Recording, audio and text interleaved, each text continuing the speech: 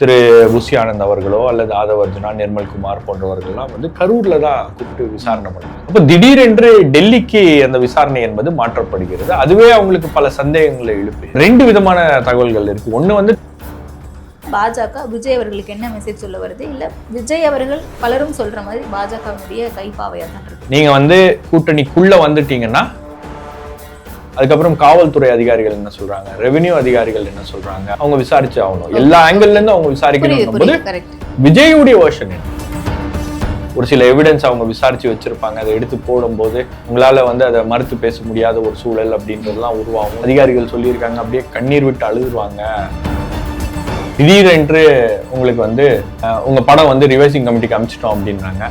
இந்தியாவில் இருக்கக்கூடிய 2வது உயர் பதவியில் இருக்கக்கூடிய அரசாங்க வழக்கறிஞர் துஷார் மேத்தா படத்தை ரிலீஸ் பண்ண விடக்கூடாது அப்படின்ற அளவுக்கு போயிருக்காங்க. அப்படின்னும் போது பிஜேபி இதை வச்சு ஒருவேளை விஜய் அவர்களை பயன்படுத்திக்கணும்னு நினைக்கிறாங்களோ அப்படின்ற ஒரு கொஸ்டின் வருது. அப்ப இதை நம்ம அரசியலா தான் பார்க்கணும். அரசியல் இல்லைன்னு யாராவது சொல்ல முடியுமா? இருக்கக்கூடிய பாஜக காரங்களும் இதை சொல்ல மாட்டாங்க, இங்க இருக்கக்கூடிய அதிமுக காரங்களும் சொல்ல மாட்டாங்க. அவங்களே ஒரு விதமான ஒரு அல்லுல இருக்காங்க. ஐயோ, இப்ப இந்த பாலிடிக்ஸ்ல அவர் எந்த இடத்துலயும் அந்த காம்ப்ரமைசிங் ஸ்டாண்ட் எடுத்துடக்கூடாது. நீங்க அதை எடுத்தாருன்னா விஜய்க்கு நாங்க இதுக்கெல்லாம் அஞ்ச மாட்டோம், நாங்க பணங்காட்டு நரி, எந்த சலசலப்புக்கும் அஞ்ச மாட்டோம் அப்படின்லாம் நீங்க சொல்லலாம். Silence cannot be a strategy.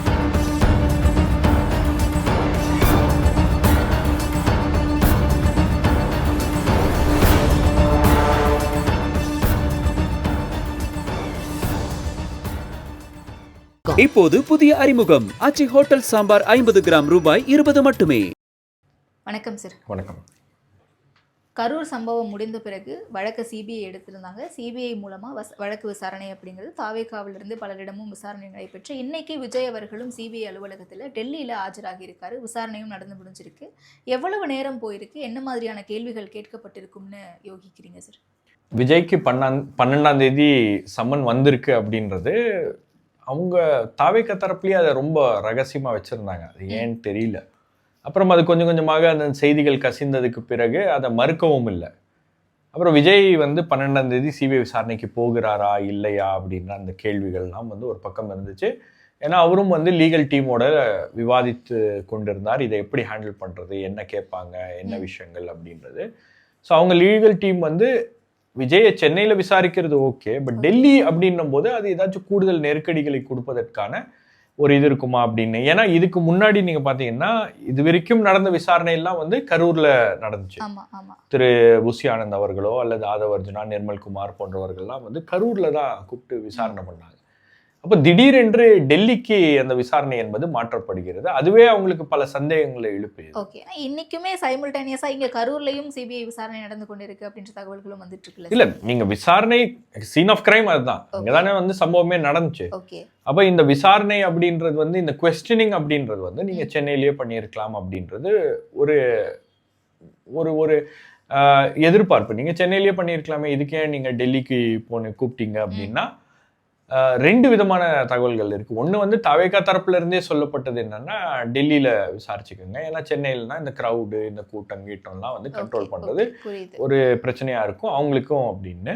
இன்னொரு பக்கம் சிபிஐயும் அந்த ஆப்ஷனை தான் ஓகே அப்படின்னு சொல்லியிருக்காங்க. ஏன்னா டெல்லியில கூப்பிட்டு விசாரிக்கும் போது இவர் மட்டும் தனியா அவருக்குன்னு ஏற்பாடுகள்லாம் பாதுகாப்பு ஏற்பாடுகள்லாம் செய்து டெல்லி ஆஃபீஸில் அவரை விசாரணை பண்ணிடலாம். ஏன்னா விஜயிடம் கேள்விகள் கேட்கப்படாமல் இந்த விசாரணை அப்படின்றது அடுத்த கட்டத்துக்கு நகராது. ஒரு சார்ஜ் ஷீட் ஃபைல் பண்ணும்போதோ அதே மாதிரி உங்களுக்கு அடுத்த ட்ரையல் இந்த மாதிரி விஷயங்கள்ல. ஏன்னா விஜய் தான் அந்த சம்பவம் நடக்கும்போது அங்கே இருந்தார். அவருடைய வருகைக்கு பிறகுதான் அந்த அவ்வளோ பெரிய ஒரு ஸ்டாம்பீட் அப்படின்றது அங்கே ஏற்படுகிறது. இதில் பல்வேறு கோணங்கள் இருக்கிறது. இதில் யார் பொறுப்பு அப்படின்ற விஷயங்கள், இதில் என்ன நடந்திருக்கு அப்படின்ற விஷயங்களை தான் சிபிஐ விசாரிக்கும். அப்போ விஜயுடைய வெர்ஷன் என்ன அப்படின்றது ஒன்று இருக்கு இல்லையா? நீங்கள் ஸ்டேட் கவர்மெண்ட் அஃபீஷியல்ஸ் தாவேக்காவை குற்றம் சாட்டியிருக்காங்க. விஜய் லேட்டாக வந்ததற்கான காரணம் தான் இவ்வளவு சம்பவங்களுக்கும் இவ்வளவு பிரச்சனைக்கும் காரணம் அப்படின்றது அவங்க ஏற்கனவே குறிப்பிட்டாங்க. அதே மாதிரி எஃப்ஐஆர்லையும் அதை தான் பதிவு செய்திருக்கிறார்கள் அப்படின்னு. விஜய் 7 மணி நேரம் காலதாமதமாக வந்ததுனால தான் இது நடந்துச்சு அப்படின்னு. அப்போ இது சம்பந்தமா விஜயுடைய ஸ்டோரி என்ன? இது வரைக்கும் பேசல விஜய். இது வரைக்கும் பொதுவெளியில கூட அவர் கரூரை பற்றி என்ன நடந்துச்சு, அவருடைய வெர்ஷன் என்ன அப்படின்றத அவர் பேசவே இல்லை. அப்போ இந்த இதுவரைக்கும் காவல்துறை அதிகாரிகள் விசாரிக்கப்பட்டிருக்காங்க, ரெவென்யூ ஆஃபீஸர்ஸ் விசாரிக்கப்பட்டிருக்காங்க, அதுக்கப்புறம் தாவேகா நிர்வாகிகளை விசாரிச்சிருக்காங்க. கிட்டத்தட்ட ஒரு 100க்கும் மேற்பட்டவர்கள் விசாரணை வளையத்துக்குள்ள வந்திருக்காங்க. கள விசாரணையும் வந்து சிபிஐ அதிகாரிகள் செய்திருக்கிறார்கள். ரெண்டாவது ஃபொரென்சிக் எக்ஸாமினேஷன்ஸ், அதுக்கப்புறம் இந்த டாக்டர்ஸ், பல்வேறு கோணங்கள் அப்படின்றது இருக்கு. உதாரணத்துக்கு சொல்ல போனோம்னா, நீங்க போஸ்ட்மார்ட்டம் ஏன் வந்து இவ்வளவு அவசரமாக நடத்தப்பட்டுச்சு அப்படின்ற ஒரு கேள்வி என்பது இருக்கு. அப்போ அந்த போஸ்ட்மார்ட்டம் என்ன, அதுக்கான காரணம் என்ன, அந்த ஆஸ்பெக்ட்ல அவங்க விசாரிச்சிருக்காங்க. அப்புறம் இந்த வேன் வந்து உள்ள அந்த பஸ் கொண்டு வந்தாங்க இல்லையா, அந்த பஸ்ல வந்து இருக்கக்கூடிய சிசிடிவி கேமராஸ், மற்ற விஷயங்கள், அதுல வந்து அவங்க ஃபொரென்சிக் எக்ஸாமினேஷன் பண்ணியிருக்காங்க. அதுக்கப்புறம் காவல்துறை அதிகாரிகள் என்ன சொல்றாங்க, ரெவென்யூ அதிகாரிகள் என்ன சொல்றாங்க, அதுக்கப்புறம் காவல்துறை உயர் அதிகாரிகள் என்ன சொல்றாங்க அப்படின்ற விஷயங்கள் எல்லாத்தையும் அவங்க விசாரிச்சு ஆகணும். எல்லா ஆங்கிள் இருந்து அவங்க விசாரிக்கணும் போது விஜயுடைய வெர்ஷன் என்ன, ஏன்னா விஜய்க்கு என்ன சொல்லப்பட்டுச்சு, அவரு அவ்வளவு லேட் ஆனதுக்கான காரணம் என்ன, ஏன் அவர் காலையில இருந்து இதுல கிளம்புனாரு, ஒரு நாள் முன்னாடியே ஏன் வந்து தங்கல, அப்போ காலையில ஏன் கிளம்புனாரு, விஜய்க்கு முன்கூட்டியே தெரியுமா இவ்வளவு கூட்டம் அங்க இருக்கு, நிலைமை இப்படி போயிட்டு இருக்கு அப்படின்ற அவருக்கு தெரியுமா, காவல்துறை அதிகாரிகள் சொல்றாங்க இல்லையா, நான் விஜய் முன்னாடியே சொன்னோம், ஸ்டாப் பண்ண சொன்னோம், அவர் முடியாது அப்படின்னாரு, அப்போ யார்கிட்ட அது கம்யூனிகேட் பண்ணாங்க, என்ன நடந்துச்சு, இப்போ எல்லா விஷயங்களும் அங்கே வந்து செருப்பு வீசப்பட்டதுலேருந்து எல்லா விஷயங்களும் எஸ் ஆர் நோ உங்களுக்கு உங்களுடைய நாலேஜ் இருக்கா இல்லையா இந்த சம்பவம் நடந்ததுல அப்படின்ற விஷயங்கள் தான் வந்து இன்னைக்கு கேட்கப்பட்டிருக்கிறதா சொல்றாங்க. கிட்டத்தட்ட அந்த கேள்விகள் வந்து ஒரு எஸ் ஆர் நோ ஃபார்மேட்ல இருந்திருக்கு. அவர் ஏதாவது கூடுதலா சொல்லணும் அப்படின்னா அதை ரெக்கார்ட் பண்ணிட்டு, அதே மாதிரி இவங்க கேதர் பண்ண எவிடன்ஸ்ல ஏதாச்சும் விஷயங்கள் இருந்துச்சுன்னா அதை பற்றி கேட்டிருக்காங்க அப்படின்னு நான் பார்க்குறேன். இப்போ இந்த இது வந்து தொடருமா அப்படின்றத நம்ம பார்க்கணும், பொறுத்திருந்து பார்க்கணும். ஏன்னா மறுபடியும் ஒரு சம்மன் கொடுத்து அவரை வர வைப்பாங்களா அல்லது இதோட முடிச்சுப்பாங்க, அவர் கொடுத்த அந்த இன்ஃபர்மேஷன்ஸ் பத்தல அப்படின்னா தான் மறுபடியும் வர வைப்பாங்க, இல்ல இன்வெஸ்டிகேஷன் ஃபர்தரா போகும்போது வர வைப்பாங்களா? இல்ல, உங்களுக்கு வந்து அந்த ஐஓவுடைய கால், ஐஓனா இன்வெஸ்டிகேட்டிங் ஆஃபீஸர் எடுக்கக்கூடிய ஒரு முடிவு. அதாவது ஒரு இன்வெஸ்டிகேட்டிங் ஆஃபீஸர் ஒரு விசாரணையை நடத்துகிறார். அந்த விசாரணையில ஒரு விட்னஸை கூப்பிட்டுருக்காங்க அப்படின்னும் போது அந்த விட்னஸ் வந்து இந்த விசாரணைக்கு தேவையான தகவல்களை கொடுத்திருக்கிறார் அப்படின்ற அவருக்கு திருப்தி அடைந்து விட்டால் மேலும் வந்து அவரை விசாரிக்க வேண்டிய தேவையில்லை. ஆனால் அவருக்கு திருப்தி இல்லை, விஜய் சில விஷயங்களை ஹோல்ட் பண்றாரு, சில விஷயங்கள் மேபி அவர் என்ன நடந்திருக்குன்னு நமக்கு தெரியாது, நம்ம நேரில் பார்க்கல. அப்போ உங்களுக்கு வந்து இதெல்லாம் நான் கிளாரிஃபை பண்ணிட்டு தான் சொல்ல முடியும் டீம்கிட்ட அப்படின்னு சில விஷயங்கள் இருக்குன்னு வச்சுங்களேன். மேபி அது நீங்க எழுத்து வடிவத்துல கூட நீங்க கொடுங்க, ஒரு இமெயிலா கூட நீங்க கொடுங்க, ஒரு ஸ்டேட்மெண்டா கூட நீங்க ரெக்கார்ட் பண்ணி கொடுங்க அப்படின்ற மாதிரி கூட கேட்கலாம். அதாவது அது வந்து அந்த இன்வெஸ்டிகேட்டிங் ஆஃபீஸருடைய ப்ரோகேட்டிவ், அவர் என்ன முடிவு பண்றாரு அப்படின்னு. ஆனா நீங்க இந்த இன்வெஸ்டிகேஷன்ல விஜய் உடைய ரோல் என்ன, விஜய் உடைய வெர்ஷன் என்ன, விஜய் இதற்கான விளக்கங்களை என்ன கொடுக்கிறார் அப்படின்றத வந்து கேட்டே ஆக வேண்டிய ஒரு கட்டாயம் என்பது இருக்கிறது. அந்த விஷயம் வந்து இன்னைக்கு நடந்திருக்கிறது. ஓகே. அண்ட் டெல்லியில ஏன் கூட்டிட்டு போய் விசாரிக்கணும் அப்படின்னு பார்க்கும்போது, ஏற்கனவே விஜய் அவர்கள் பாஜகவினுடைய கைப்பாவையா இருக்காரா, அதனாலதான் சிபிஐ கூட இந்த வழக்கை எடுத்திருக்காங்க தாவேகாவுக்கு ஆதரவா அப்படின்ற ஒரு விஷயங்கள் தகவலா இங்க உலாவிக்கிட்டு இருக்கு, சொல்லப்படுது பலராலும். அண்ட் அப்படி இருக்கும்போது ஜனநாயகன் திரைப்படம் அங்க சென்சார் போர்டுல பிரச்சனை இருக்கு. இன்னைக்கு விஜய் அவர்கள் டெல்லியில போய் நேரில் சிபிஐ கிட்ட ஆஜராகிறாரு. அப்ப அந்த இடத்துல பாஜக விஜய் அவர்களுக்கு என்ன மெசேஜ் சொல்ல வருது, இல்ல விஜய் அவர்கள் பலரும் சொல்ற மாதிரி பாஜகவினுடைய கைப்பாவையா தான் இருக்காரா?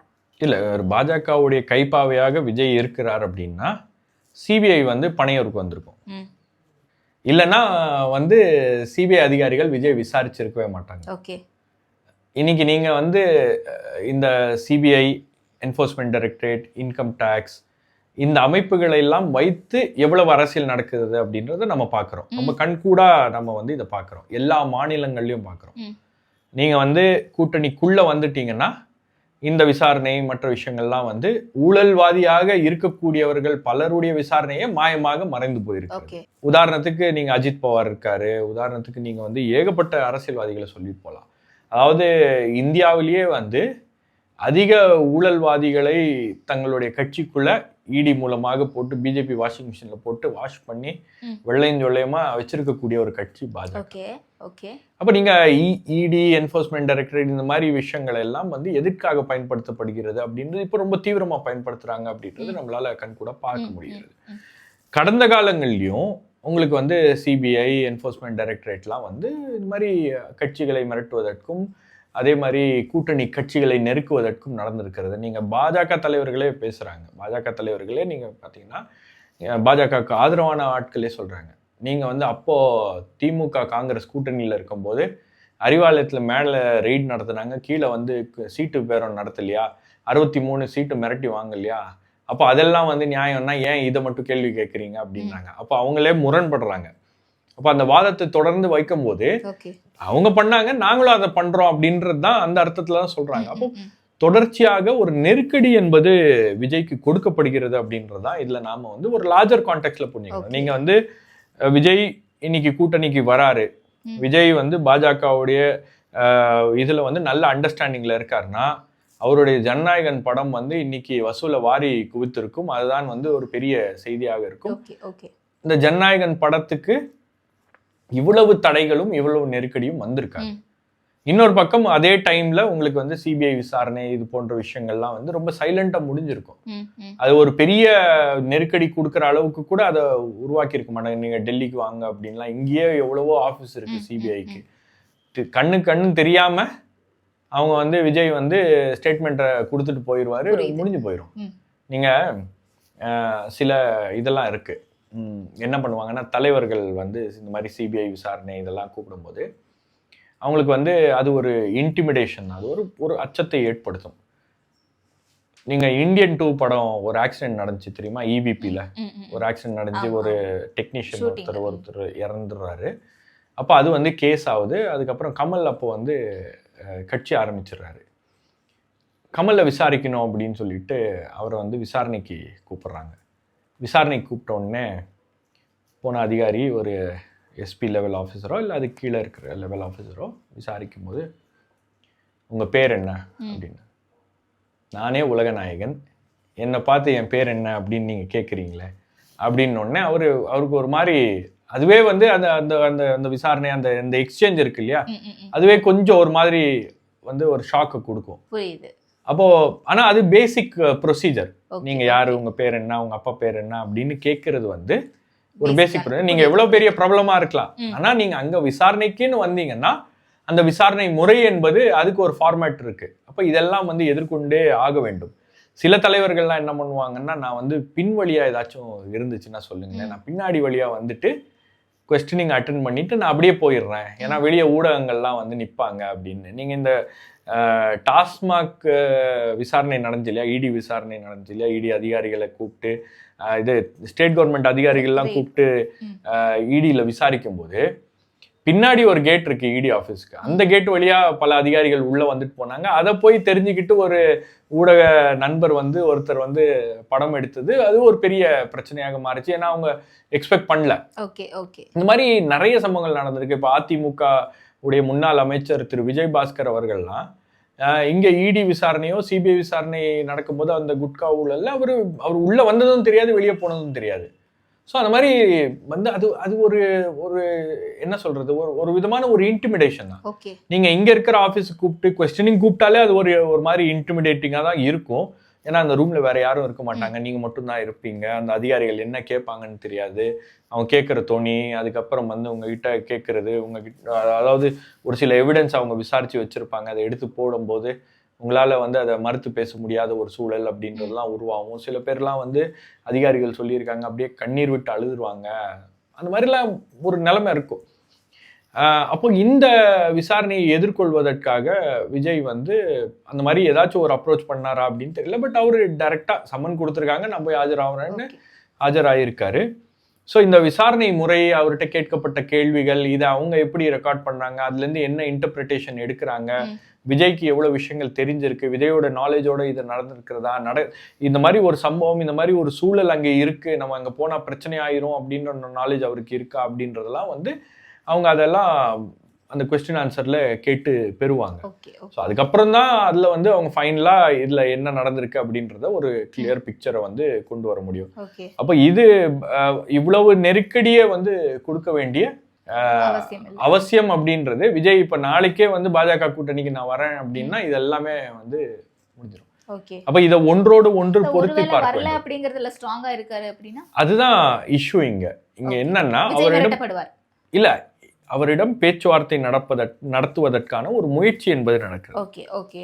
நீங்க அவர்கிட்ட மறைமுகமா பேசி பார்த்தாங்க, கூப்பிட்டு பார்த்தாங்க. நீங்க அதிமுக பாஜகவோட இருக்கும்போது அவர் கூட்டணிக்கு போறது அப்படின்றது வந்து அவருக்கே தெரியும். அப்படி ஒரு முயற்சியை விஜய் எடுத்தாருன்னா அதுதான் அவருடைய கடைசி அரசியல் முயற்சி. அதுக்கப்புறம் அவருக்கு அரசியல் எதிர்காலம் இருக்கா இல்லையா அப்படின்றது, மக்கள் மத்தியில ஒரு நம்பிக்கை ஏற்படுத்துவாரா இல்லையா அப்படின்றதெல்லாம் வந்து ஒரு மிகப்பெரிய கேள்விக்குறியாயிரும். அப்போ அதை அவாய்ட் பண்றாரு அவரு. ரெண்டாவது, அதிமுகவே ஒரு கட்டம் வரைக்கும் அவங்க வெயிட் பண்ணிட்டு இருந்தாங்க. அதுக்கப்புறம் அதிமுகவோட சரியா வரல அப்படின்னு முதலமைச்சர் வேட்பாளர் விஜய் அப்படின்னு அவங்க அறிவிச்சுட்டு போயிட்டாங்க. அதுக்கப்புறம் அந்த அதிமுக தாவேகா கூட்டணி மீண்டும் ஏற்படுமா அப்படின்ற பேச்சுக்கெல்லாம் இடமில்லை அப்படின்றத அது அர்த்தம். நீங்க கரூர் சம்பவத்துக்கு பிறகு ஏடிஎம்கே ரொம்ப டெஸ்பரேட் ஆயிட்டு, ஏன்னா அதிமுகவுக்கு தாவேகாவோட கூட்டணி சேர வேண்டும் அப்படின்றதுல அவங்களுக்கு வந்து ஒரு ரொம்ப எதிர்பார்ப்பு இருந்துச்சு. அந்த எதிர்பார்ப்புடைய விளைவு தான் இபிஎஸ் வந்து விஜயை வந்து வெளிப்படையாக அந்த கரூர் சம்பவத்துக்கு பிறகு இது பண்ணது, பிள்ளையார் சொல்லி போட்டோம் அப்படின்னாரு, ஒரு பிரம்மாண்டமான கட்சி வரப்போகிறது அப்படின்னாரு. அதுக்கப்புறம் இப்போ வந்து அவங்க எடுத்திருக்கக்கூடிய சர்வேக்களாக இருக்கட்டும், அவங்க எடுத்திருக்கக்கூடிய எல்லா கிரவுண்ட் அசஸ்மெண்ட்டாக இருக்கட்டும், விஜயுடைய செல்வாக்கு என்பது உயர்ந்து கொண்டே இருக்கிறது.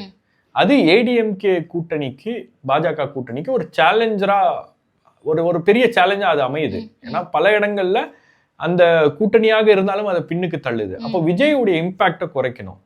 விஜயோடைய இம்பாக்டை குறைக்கணும் அப்படின்னா ஒண்ணு விஜயை வந்து நம்ம கூட்டணிக்குள்ள கொண்டு வந்துட முடியுமா அப்படின்ற ஒரு எதிர்பார்ப்பு. ரெண்டாவது வந்து இதற்கான முயற்சிகளும் நடக்குது. அவர் எதுக்கும் பிடி கொடுக்கல. இப்ப நீங்க இந்த சென்சார் போர்டு இந்த மாதிரி ஒரு நோட்டீஸ் வருது. நோட்டீஸ் வந்த உடனே திடீரென்று உங்களுக்கு வந்து உங்க படம் வந்து ரிவைசிங் கமிட்டிக்கு அனுப்பிச்சிட்டோம் அப்படின்றாங்க. என்ன ஏது அப்படின்னு கொஞ்சம் பேசுவாங்க இல்லையா, பேசுவதற்கான ஒரு வாய்ப்பு தானே, ஒரு பேக்டோர் நெகோசியேஷன் நடக்கும் இல்லையா, அதெல்லாம் எதுவுமே நடக்கல இந்த விஷயத்துல. அவங்களும் எதிர்பார்த்துருந்துருக்காங்க போல, ஏதாவது வந்து பேசுவாங்க, ஏதாச்சும் பண்ணுவாங்க அப்படின்னு. அது நடக்கல, நீதிமன்றத்துக்கு போயிட்டாங்க. நீங்க நீதிமன்றத்துக்கு போனதுக்கு பிறகு கூட இவங்களுக்கு ஃபேவரா ஒரு ஆர்டர் வந்த 10வது நிமிஷம் அவங்க போய் சீஃப் ஜஸ்டிஸ் பெஞ்ச்ல மென்ஷன் பண்ணி அங்க இந்த கேஸ்ல இந்தியாவில் இருக்கக்கூடிய 2வது உயர் பதவியில் இருக்கக்கூடிய அரசாங்க வழக்கறிஞர் துஷார் மேத்தா, சாலிசிட்டர் ஜெனரல் வந்து வாதாடுகிறார், வீடியோ கான்ஃபரன்சிங்ல வந்து வாதாடுகிறார், இந்த படத்தை ரிலீஸ் பண்ண விடக்கூடாது அப்படின்ற அளவுக்கு போயிருக்காங்க. அப்படின்னும் போது அப்ப ஏதோ ஒரு இடத்துல ஒன்றிய அரசாங்கம் இவரை போட்டு நெருக்குது அப்படின்றதுக்கான இதுதான். இது அப்படிதான் புரிஞ்சுக்க முடியும். வேற எப்படி புரிஞ்சுக்க முடியும்? விஜய் அவர்கள் இல்ல இதே பராசக்திக்கு அவங்க பண்ணியிருந்தாங்கன்னா என்ன சொல்லியிருப்போம்? திமுக என்ன சொல்லியிருக்கும்? பாஜக அரசியல் காரணங்களுக்காக ஒரு இந்திய எதிர்ப்புக்கு எதிரான ஒரு படத்தை பாஜக இப்படி பண்ணுது அப்படின்னு தானே சொல்லியிருக்கோம். அதுதான் விஜய்க்கும். அதே மாதிரி உங்களுக்கு பாத்தீங்கன்னா உச்ச நீதிமன்றத்துல இவங்க போய் மென்ஷன் பண்றாங்க. உச்ச நீதிமன்றத்துல போய் சென்சார் போர்டு கேவியட் போடுது, நீங்க இந்த வழக்கை விசாரிக்கும் போது எங்களிடம் கருத்து கேட்க வேண்டும் அப்படின்னு கேவியட் போடுது.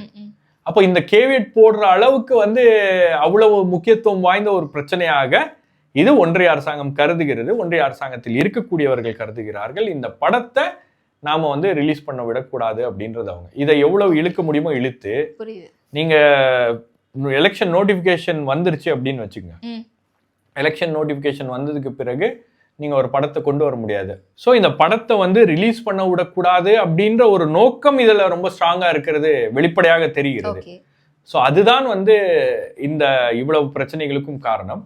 இன்னொரு பக்கம் இந்த சிபிஐ உடைய இந்த குவெஸ்டனிங் ப்ராசஸ், இந்த டைமிங் எல்லாமே ஒன்னா வருது இல்ல, அதுவும் ஒரு தேர்தலுக்கு 3 மாசத்துக்கு முன்னாடி இதை ஒன்னா பயன்படுத்துறதுனாலதான் பிஜேபி இதை வச்சு ஒருவேளை விஜய் அவர்களை பயன்படுத்திக்கணும்னு நினைக்கிறாங்களோ அப்படின்ற ஒரு கொஸ்டின் வருது. அப்ப இதை வந்து நம்ம அரசியலா தான் பார்க்கணுமா? இது அரசியல் இல்லாம நீங்க அரசியல் இல்லைன்னு யாராவது சொல்ல முடியுமா?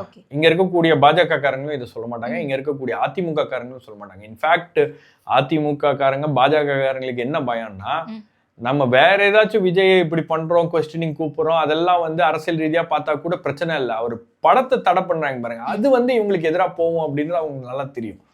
அவங்களே வந்து ஒரு விதமான ஒரு அல்லுல இருக்காங்க, ஐயோ இந்த படத்தை எதுக்கு இவங்க இப்படி பண்றாங்க, அது நமக்கு எதிராக போய் நிக்க போதோ அப்படின்னு. பட் இன்னொரு பக்கம் இந்த மாதிரி ஏதாச்சும் ஒரு ப்ரெஷரை கொடுத்து அவரை எப்படியாச்சும் கூட்டணிக்குள்ள கொண்டு வந்துடலாம் அப்படின்ற மாதிரி ஒரு முயற்சி என்பது இருக்கிறது. இப்போ அங்க வந்து ஒரு விஜயுடைய கடைசி படம் அப்படின்றது வந்து அவருடைய தனிப்பட்ட ஒரு பிஸ்னஸ்.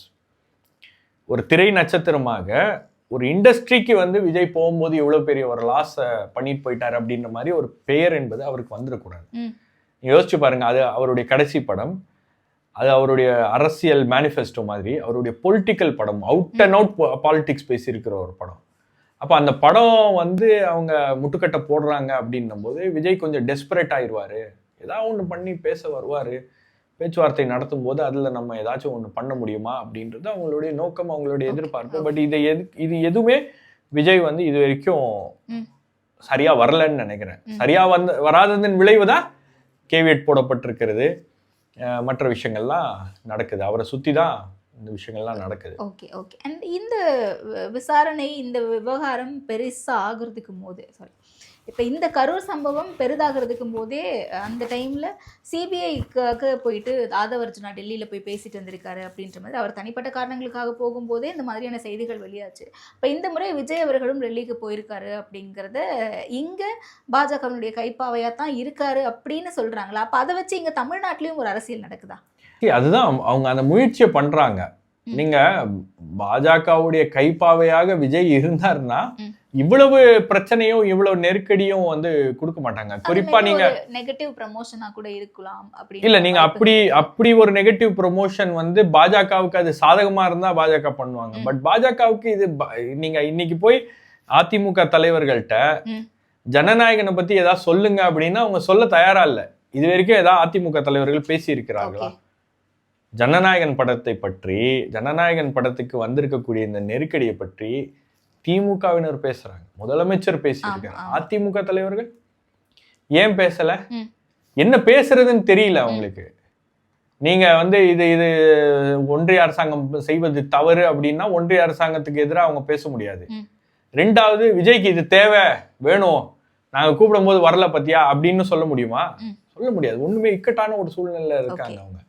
இப்ப என்ன இங்க இஷ்யூ அப்படின்னா, விஜய் ஏதாச்சும் ஒரு இடத்துல ஒரு அண்டர்ஸ்டாண்டிங் வராரு அப்படின்னா எல்லாமே வந்து உங்களுக்கு ஓரளவுக்கு வந்து அந்த இந்த இந்த பிரச்சனைகள்லாம் வந்து கொஞ்சம் நீங்கும். பட் விஜயுடைய டீமும் அந்த ப்ரொடியூசர்ஸும் மற்றவர்களும் அவங்களுடைய எதிர்பார்ப்பு என்னன்னா, நம்ம நீதிமன்றத்தை நாடுவோம், நீதிமன்றம் ஒரு ரிலீஃப் கொடுக்கும், சுப்ரீம் கோர்ட்ல ஒரு ரிலீஃப் கொடுப்பாங்க அப்படின்னு மாதிரி ஒரு எதிர்பார்ப்பு இருக்கு. மேபி சுப்ரீம் கோர்ட்ல ஃபைட் பண்ணி பார்த்துடலாம் அப்படின்னு ஒரு முயற்சி தான். படம் லேட் ஆனா கூட பரவாயில்ல, படம் லேட்டா வந்தா கூட பரவாயில்ல, நம்ம வந்து ஃபைட் பண்ணி பார்த்துப்போம். அது வந்து பிஸ்னஸ் தான். ஓகே. பட் மெயின் பாலிடிக்ஸ் தான். இப்போ இந்த பாலிடிக்ஸில் வந்து அவர் எந்த இடத்துலையும் அந்த காம்ப்ரமைசிங் ஸ்டாண்டு எடுத்துடக்கூடாது.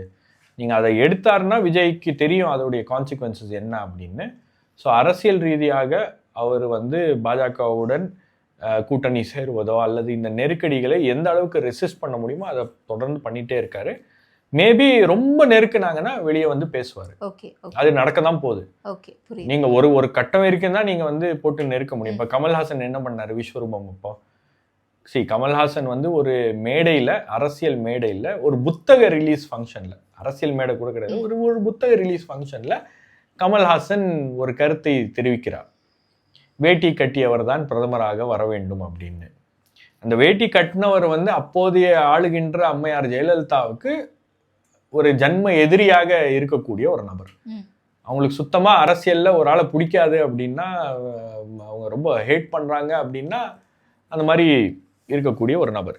ஸோ அப்படிப்பட்ட ஒரு நபருக்கு ஆதரவாக கமல் பேசிட்டாரு அப்படின்றது அந்த படத்துக்கு பிரச்சனையாக வரும்போது அதெல்லாம் வந்து ஒரு காரணமாக அமைகிறது. அந்த படத்தை வந்து அவங்க ரிலீஸ் பண்ண விடாம பிரச்சனை பண்ணது. உங்களுக்கு வந்து தமிழ்நாடு கவர்மெண்ட் கிட்ட போய் கமல் வந்து பல்வேறு விஷயங்கள்ல பற்றி பேசுகிறாரு, முறையாடுறாரு. அதுக்கப்புறம் அந்த இஸ்லாமிய அமைப்புகள்லாம் அதுக்கு எதிர்ப்பு தெரிவிக்கிறாங்க. அப்புறம் அவங்களோட பேச்சுவார்த்தை நடத்தப்படுகிறது, பேச்சுவார்த்தை தோல்வியாகிறது. அமைப்புகளை கூப்பிட்டு படம் போட்டு காமிக்கிறாரு, அவங்க கன்வின்ஸ் ஆகலை. ஏதோ ஒரு இடத்துல அவங்க பேச்சுவார்த்தை கடைசியில் கமல் என்ன பண்ணாரு, ஒரு ப்ரெஸ் கான்ஃபரன்ஸ் கூட்டினாரு, நான் இந்த நாட்டில் இருக்கணுமா இல்லை இந்த நாட்டை விட்டு நான் வெளியேறட்டா, இப்படிலாம் போச்சுன்னா கலைக்கு வந்து இந்த நாட்டில் இடம் இல்லைன்னா நான் இந்த நாட்டை விட்டு வெளியே போகிறேன் அப்படின்னு மிரட்டின உடனே தான் அது பெரிய அளவில் நேஷனல் ஹெட்லைன் தான் போய் எல்லாமே விவாதித்த உடனே அம்மையார் ஜெயலலிதாவுக்கு அது ஒரு நெருக்கடியை உண்டாக்குகிறது. அப்போ அந்த நெருக்கடியை சமாளிக்கிறதுக்காக அவங்க ஒரு ப்ரெஸ் கான்ஃபரன்ஸ் கொடுக்குறாங்க. கமலுடைய படத்துக்கு இவ்வளோ கான்ட்ரவர்சிலாம் இருக்குது, இவ்வளவு எதிர்ப்பெல்லாம் வந்திருக்கு, நாங்கள் வந்து ஒவ்வொரு தேட்டருக்கு வந்து போலீஸ் ப்ரொடெக்ஷன் போடணுன்னா எங்ககிட்ட அவ்வளோ போலீஸ் இல்லை. தமிழ்நாட்டில் 1400 தேட்டரோ அப்போ ஏதோ ஒரு கணக்கு சொன்னாங்க, 1000க்கு மேற்பட்ட தேட்டர்ஸ் இருக்குது, இதெல்லாம் பண்ண முடியாது அப்படி இப்படின்னு. அதுக்கப்புறம் பேக்டோர்லேருந்து திரைத்துறையை சேர்ந்து திரு சரத்குமார் அவர்களும் திரு சூர்யா அவர்களும் அதே மாதிரி மற்றவர்களும் வந்து திரு ராதிகா சரத்குமார் இவங்கெல்லாம் அப்போ பெரிய ரோலை ப்ளே பண்ணாங்க. அவங்கெல்லாம் கொஞ்சம் பேசி கொஞ்சம் வந்து சோ ராமசாமி இவங்கெல்லாம் வந்து கொஞ்சம் அப்படி பேசி அந்த பிரச்சனையை முடிவுக்கு கொண்டு வந்தாங்க. அப்போ அந்த மாதிரி ஒரு நெருக்கடி முற்றும் போது தான் வந்து அந்த கார்டை வந்து விஜய் ப்ளே பண்ணுவாரா என்ன அப்படின்றத நம்ம வெயிட் பண்ணி பார்க்கணும். அந்த அளவுக்கு நெருக்கடியை விஜய்க்கு கொடுத்துட்டே இருந்தாங்கன்னா அது விஜய்க்கு கூடுதலான பலமாக மாறிக்கொண்டே தான் இருக்கும். நீங்க இதனால அதிமுகவுக்கு ஏதாவது லாபம் இருக்கிறதா, இதனால அதிமுகவுக்கு கூட்டணியில பாரியா விஜயை நெருக்கிட்டாங்க அப்படின்ற அளவுக்கு ஏதாச்சும் இருக்கா அப்படின்னு பாத்தீங்கன்னா அவங்கெல்லாம் ரொம்ப பயத்துல இருக்காங்க. இது எங்கேயாச்சும் பெரிய பிரச்சனையா மாறிட போதோ அப்படின்னு. இதுல என்ன ஒரு விஷயம்னா, விஜய் ஒரு அரசியல் கட்சியை தொடங்கிவிட்டார் அப்படின்றதுக்காக திமுக போன்ற மற்ற இயக்கங்களுடைய ஆதரவு என்பது அவருக்கு குறைவாக கிடைக்கிறது. இதே ஒரு கட்சி ஆரம்பிக்கல, விஜய் படத்துக்கு இவ்வளவு பிரச்சனை. மெர்சலுக்கு என்ன பண்ணாங்க? எந்த அளவுக்கு மெர்சலுக்கு வந்து திமுக ஆதரவு தளங்கள்லயும் திமுக ஆதரவு அந்த அமைப்பினரும் வந்து சோசியல் மீடியால சமூக வலைங்கள்ல அதை பத்தி ஒரு பெரிய பேச்சு பொருள் ஆக்கிட்டாங்க இல்லையா? இன்னைக்கு முதலமைச்சர் ட்வீட் பண்றாரு, ஆனா அந்த இஷ்யூவை மட்டும் பேசுறாரு. இந்த மாதிரி சென்சார் போர்டையும் இடி ஐடி சிபிஐ மாதிரி மாத்திட்டீங்க அப்படின்ற மாதிரி அதை குறிப்பிட்டு அப்படியே நகர்ந்து. ஆமா, அது கண்டனம் தெரிவிக்கிறார். அது லார்ஜர் இஷ்யூவை பேசுறாரு. ஆனா விஜய் அப்படின்ற ஒரு சப்ஜெக்டுக்குள்ள அவர் போல.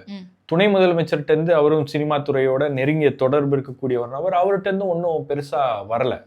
அப்போ இதை வந்து இப்ப பேசியே ஆகணும் என்ற ஒரு கட்டாயம், அதனால பேசுறாங்க. ஆனா விஜய் கட்சி ஆரம்பிக்காம இருந்துச்சுன்னா இந்த விஷயத்த திமுக தான் பெருசா கையில எடுத்திருக்கும். அது பாஜகவுக்கும் அதிமுகவுக்கும் எதிரான ஒரு பெரிய பிரச்சாரமாக மாற்றிருக்கும். ஆனா இன்னைக்கு தாவேகா அதை செய்ய முடியல, தாவேகாவால் அந்த பிரச்சாரத்தை முன்னெடுக்க முடியல, அதை பொலிட்டிக்கலா ஃபைட் பண்ண முடியல அப்படின்றது தெரியுது. அது ரொம்ப கான்சியஸா அவங்க பண்ணக்கூடாது அப்படின்னு நினைக்கிறாங்க. பொலிட்டிக்கலா ஃபைட் பண்ண முடியல அப்படிங்கிறது தெரியுதுன்னா, இன்னும் சில நாட்கள்ல சில மாதங்கள்ல தேர்தல் நெருங்க போகுது. தேர்தல் நெருக்கத்துல இவ்வளவு நெருக்கடிகள், கடைசி திரைப்படம் சென்சார் போர்டு சர்டிஃபிகேட் கொடுக்காம இருக்காங்க, அண்ட் சிபிஐ விசாரணை கூப்பிடுறாங்க, அதுவும் டெல்லிக்கு அழைத்து விசாரணை நடைபெறுது, 3 மணி நேரம் நடைபெறுது அப்படின்னு சொன்னீங்க. இது எல்லாத்தையுமே சமாளிச்சுதானே ஆகணும் விஜய் அவர்கள். கண்டிப்பா சமாளிச்சாகணும். அதுக்கு தான் பேசணும். டேக்கிள் பண்ண போறாரு இல்ல, அதான் பேசணும். நான் வந்து இது சம்மன் கொடுத்துருக்காங்க, நான் போய் ஆஜராயிட்டு நான் பேசிட்டு வரேன் அப்படின்ற அடிப்படையில இன்னைக்கு நடந்திருக்கக்கூடிய நிகழ்வுகள் எல்லாம் தெரியுது. ஆனா இது அரசியல் நெருக்கடியாக மாறுகிறதா அப்படின்றது ஒரு கேள்வி வெளியே இருக்கு. அவங்களுக்கு இது அரசியல் நெருக்கடியா இருக்கு அப்படின்றதும் தெரியுது. ஏன்னா எல்லாமே ஒரே சமயத்துல நடக்குது அப்படின்னும் போது இதெல்லாம் அரசியல் இல்லை அப்படின்லாம் சொல்ல முடியாது. அப்ப இது அரசியல் ரீதியா ஃபைட் பண்றதுக்கு அவங்க எப்படி தயாராகும், அவங்களுடைய ஸ்ட்ராட்டஜி என்ன? நான் இன்னொரு விஷயம் சொல்வேன். அதாவது இந்த கரூர் சம்பவத்துக்கு பிறகு அவங்களுடைய ஸ்ட்ராட்டஜி அப்படின்றது பாத்தீங்கன்னா ஒண்ணுமே இல்லாம இருந்துச்சு. சுத்தமா அவங்களுக்கு என்ன பண்றதுன்னே தெரியல. அதுலதான் விஜயுடைய ஒரு பொலிட்டிக்கல் லீடரா அவருடைய இன்எக்ஸ்பீரியன்ஸ், அதே மாதிரி அந்த கட்சிக்கு இருக்கக்கூடிய கட்டமைப்பு, அதுல இருக்கக்கூடிய குளறுபடிகள் எல்லாமே வெளியே வந்துச்சு. அதெல்லாம் வந்து இந்த இந்த இந்த சம்பவத்துல இப்ப நடக்கின்ற இந்த விஷயங்கள் எல்லாம் வந்து அந்த அந்த அந்த லீடர்ஷிப் குவாலிட்டிஸை அவர் தான் டெமான்ஸ்ட்ரேட் பண்ணோம். அப்ப இன்னைக்கு வந்து அவர் ஒரு கருப்பு பேண்ட் சட்டு போட்டுட்டு அவர் சிபிஐ ஆஃபீஸுக்கு போய் ஆஜராயிட்டு வர்றது அப்படின்றது ஒரு அரசியல் நிகழ்வாக அதை கருதாமல் அது ஒரு ப்ரொசீஜரல் இஷ்யூ, ஒரு ப்ரொசீஜர் தானே அது அப்படின்னு அவங்க நினைக்கிறாங்க அப்படின்னா அங்கே தப்பு பண்ணுறாங்க. அதில் ஒரு அரசியல் என்பது ஒளிந்து இருக்கிறது. அந்த அரசியல் அப்படின்றது வந்து ஒரு நெருக்கடியாகவும் இருக்கிறது. அப்போ இதை எந்த இடத்துல இதை வந்து ஸ்ட்ரைக் பண்ணுறாங்க, எந்த இடத்துல இந்த பேலன்ஸை ஸ்ட்ரைக் பண்ணுறாங்க அப்படின்றது ரொம்ப முக்கியமான விஷயம். அப்போ இதை வந்து விஜய் தரப்பில் பேசாமல் இருப்பது அப்படின்றது வந்து உண்மையிலேயே பார்த்தீங்கன்னா அது அது வந்து அவங்களுக்கே வந்து பேக் ஃபயர் ஆகும். ஏன்னா நீங்க சில விஷயங்கள் சில சமயங்கள்ல நடக்கும்போது அதை அப்பவே சொல்லிட்டீங்க அப்படின்னா அது பப்ளிக் ப்ரெஷர் ஒன்று கிரியேட் ஆகும். இங்க வந்து கள நிலவரம் வந்து நமக்கு எதிராக போகுது அப்படின்னு பாஜகவும் அதிமுகவும் ரிப்போர்ட் கொடுப்பாங்க, மறைமுகமா சில ப்ரெஷரை போடுவாங்க, ஏதோ ஒரு விஷயம் நடக்கும். நீங்க இது எல்லாமே வந்து அரசியல் நெருக்கடி ஏற்படாமல் இருந்தால் எல்லாமே வந்து உங்களுக்கு நெருக்கடி இல்லாம அரசியல்வாதிகள்லாம் சரி எல்லாமே நம்ம கண்ட்ரோல்ல இருக்கு அப்படின்னு நினைச்சுப்பாங்க. இப்போ உதாரணத்துக்கு சொல்ல போனோம்னா இந்த தூய்மை பணியாளர்களுடைய போராட்டம் கிட்டத்தட்ட 150 நாட்களுக்கு மேலாக நடந்து கொண்டே இருக்கிறது. ஆனா இந்த தூய்மை பணியாளர்களுடைய ஒரு போராட்டம் அரசியல் நெருக்கடியாக மாறவில்லை அப்படின்றதால 150 நாள் போயிட்டு இருக்கு. இதே உங்களுக்கு அரசாங்க ஊழியர்களுடைய போராட்டம், அவங்க நாங்க 6ஆம் தேதியிலேருந்து ஸ்ட்ரைக்குக்கு போறோம் அப்படின்னு உடனே 13,000 கோடி ரூபாய் வந்து அரசுக்கு வந்து இதுல செலவானா கூட பரவாயில்ல, நாங்க வந்து இதை பார்த்துடுறோம் அப்படின்ற அளவுக்கு அரசாங்கம் இறங்கி வருதுன்னா ஒரு நெருக்கடி உருவாக்குதுல்ல. அரசியல் கட்சிகள் அதை பற்றி பேசுறாங்க, கூட்டணி கட்சிகள் பேசுறாங்க, எதிர்க்கட்சிகள் பேசுறாங்க. அப்போ இது எல்லாமே வந்து ஒரு விதமான ஒரு நெருக்கடியை உண்டாக்கும் போது தான் இதெல்லாம் நடக்கும். ஸோ இவருக்கு வந்து இந்த நெருக்கடியை சமாளிக்கிறாரு இது வரைக்கும். சமாளிக்க முடியாத ஒரு சூழல் வரும்போது அப்போவாச்சும் வாய் திறந்து பேசுறாரா அப்படின்றத நம்ம பார்க்கணும். ஓகே. ஸோ இப்போ அடுத்தடுத்து விசாரணை எப்படி போகும் அப்படிங்கிறத பார்த்துட்டும் அண்ட் தேர்தல் நெருக்கத்தில் இந்த மாதிரியான சூழ்நிலைகளை விஜய் அவர்கள் எப்படி ஹேண்டில் பண்ண போறாரு அப்படிங்கிறத பொறுத்தும் தான் தாவேக்காவுடைய அரசியல் நகரப்போகுது அப்படின்னு நம்புறேன். இல்லை அப்படிதான் நினைக்கிறேன் நான்.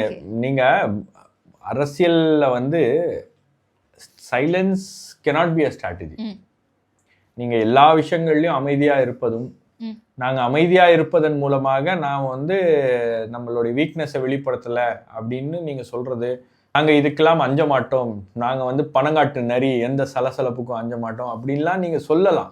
பட் அதையும் வந்து நீங்க அரசியல் ரீதியா சொல்லிதான் ஆகணும். இப்போ உங்களுக்கு வந்து முதலமைச்சர் வந்து எப்படி இந்த விஷயங்களை ஹேண்டில் பண்ணியிருக்காருன்னு பார்க்கணும். திமுக, அதிமுக எப்படி ஹேண்டில் பண்ணியிருக்காங்க. இப்போ நீங்கள் செந்தில் பாலாஜி, மற்றவர்கள், டாஸ்மாக் கேஸு, மணல் கேஸு, எல்லா கேஸ்லேயும் ஒரு பக்கம் அவங்க லீகல் ஃபைட்டாக அதை ப்ரொஜெக்ட் பண்ணிட்டு இருந்தாலும் இன்னொரு பக்கம் அதை பொலிட்டிக்கலாக அவங்க வந்து மக்கள் மத்தியில் கொண்டுட்டு போய் இந்த மாதிரி பாருங்க எவ்வளவு விஷயங்களை வந்து நமக்கு எதிராக ஒன்றிய அரசாங்கம் செய்கிறது அப்படின்ற விஷயங்களை தொடர்ந்து பதிவு பண்ணிட்டே இருந்தாங்க. இன்னைக்கு நீங்க இடியை பத்தியோ அல்லது அமலாக்கத்துறையை பத்தியோ அல்லது சிபிஐ பத்தியோ நீங்க பப்ளிக் கிட்ட போய் ஒரு பைட் போடுங்களேன், அவங்க நியாயமா நடந்துக்கிறாங்களா அப்படின்னா பப்ளிக் ஒப்பீனியன் மாறி மாறி இருக்கும். சில விஷயங்களை அவங்க நியாயம்னுவாங்க, சில விஷயங்களை வந்து இல்லைங்க அவங்க பண்றது ரொம்ப ஓவருங்க, இப்பெல்லாம் ரொம்ப ஓவரா பண்ணிருக்காங்க அப்படின்லாம் சொல்லக்கூடிய ஒரு வாய்ப்பும் இருக்கிறது. அப்போ பப்ளிக்கு எந்த அளவுக்கு நீங்க வந்து இதெல்லாம் வந்து இது சம்பந்தமா என்ன நடக்குது அப்படின்றது சம்பந்தமா கொஞ்சம் லைட்டா ஒரு ஹிண்ட் கொடுத்தாலும் மக்கள் வந்து முடிவு செய்வார்கள் இதுல என்ன நடக்குது அப்படின்னு. இப்ப விஜய்க்கு வந்து இவ்வளவு நெருக்கடி அப்படின்றது அங்க எப்படி இருக்கும், அப்படி அந்த சூழல் எப்படி இருக்கும் நமக்கெல்லாம் தெரியும். ஒரு மாதிரி ரொம்ப டென்ஸ்டா இருக்கும். அவருக்கு அவர் வந்து ஒரு கொஸ்டினிங்க்கு போறோம் அப்படின்னும் போது அதெல்லாம் வந்து ஒரு விதமான ஒரு பதற்றமும் ஒரு விதமான ஒரு பயமும் இருக்கும். ஆனா அதெல்லாம் மீறி உங்களுக்கு அவருடைய தொண்டர்கள், அவருடைய கட்சிக்காரங்க, அவருடைய ரசிகர்கள், மற்றவர்களுக்கெல்லாம் வந்து ஒண்ணுமே தெரியாதுல்ல. அப்ப அவங்களுக்கெல்லாம் ஏதாவது ஒண்ணு தெரியப்படுத்தணும். இதெல்லாம் வந்து இந்த தடைகள் எத்தனை வந்தாலும் நாங்கள் வந்து அதெல்லாம் உடைத்தெறிந்து வென்று காட்டுவோம், வெற்றி நிச்சயம், பி கான்ஃபிடென்ட் அப்படின்லாம் மேடையில பேசுறாருல. அதே ஒரு அறிக்கையா கொடுக்கும்போது கூட அட்லீஸ்ட் அவங்களுக்கு தெரியும்ல, அட்லீஸ்ட் இதை ஒரு பாசிட்டிவ் நோட்ல கூட மாத்தலாம்ல. இவ்வளவு நெருக்கடிகளை எனக்கு கொடுக்குறாங்க மத்திய அரசும் மாநில அரசும் அப்படின்னு சொல்லிட்டு அதை வச்சு கூட இங்க இன்னும் வாக்குகளை கவர்றதுக்கான பாசிபிலிட்டிஸ் இருக்குல்ல. நான் என்ன சொல்றேன், நீங்க வாக்குகள் அதன் மூலமாக வருகிறதோ வரலையோ அதை விட்டுருங்க. பட் ஆஸ் அ பாலிட்டிஷியன், ஒரு அரசியல் கட்சி தலைவரா நீங்க வந்து நாளைக்கு மக்கள் வந்து உங்களை நம்பி ஓட்டு போடணும். உங்களை நம்பி ஓட்டு போடணும் அப்படின்னா என்ன நடக்குது அப்படின்றத மக்கள்கிட்ட சொல்லணும். என்ன நடக்குது, உங்களுக்கு ஒரு நெருக்கடி இருக்கா இல்லையா, அதுதான் இன்னைக்கு வந்து தமிழ்நாட்டே எதிர்பார்க்கின்ற ஒரு விஷயம். ஆமாங்க, என்னை போட்டு இப்படி நெருக்குறாங்க, நான் என்னங்க பண்ண தப்பு, ஒரு கட்சி ஆரம்பிச்சது தப்பா அப்படின்னு கேட்டீங்கன்னா முடிஞ்சு போச்சு. இங்க வந்து அதிமுகவும் பாஜகவுக்கும் வந்து அது ஒரு மிகப்பெரிய பின்னடைவாக அமையும். பட் அது அதை கேட்கறதுல விஜய்க்கு என்ன தயக்கம் அப்படின்னு தெரியல. அல்லது அவங்க கட்சியினர் வந்து அந்த மாதிரி ஒரு விஷயத்துல வந்து என்ன ஸ்டாண்ட் எடுக்கிறது அப்படின்னு ஒரு குழப்பமான சூழல் தான் இருக்கு. யாருமே பேசலையே, முக்கியமான நிர்வாகிகள் யாருமே பேசலையே. அப்போ இது எல்லாமே வந்து மக்கள் பார்த்துட்டு தானே இருக்காங்க. இன்னைக்கு எல்லாருக்கும் தெரியுதுங்க, விஜய்க்கு ஏதோ ஒரு நெருக்கடி கொடுக்கப்படுகின்றது. எதற்காக இந்த நெருக்கடி அப்படின்றத அவர் தான் சொல்லணும். ஓகே, ஸோ சொல்லுவாரா அப்படின்னு வெயிட் பண்ணி பார்ப்போம் என்ன நடக்கும் அப்படின்னு சொல்லிட்டு. நேரத்திற்கு நன்றி சார். நன்றி.